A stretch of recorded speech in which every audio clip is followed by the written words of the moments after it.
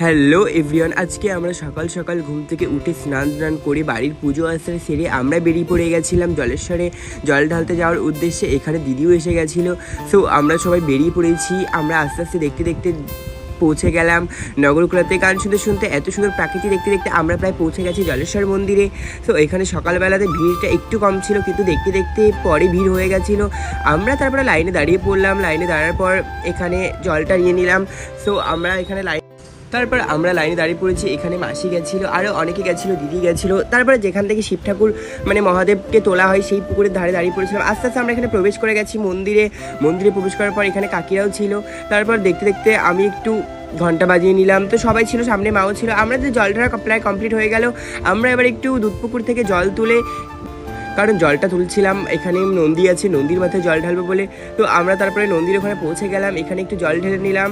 So তারপর জল ঢালা হয়ে গেলে একটু প্রণাম করার পরে একটু নন্দীর কানে কানে বললাম।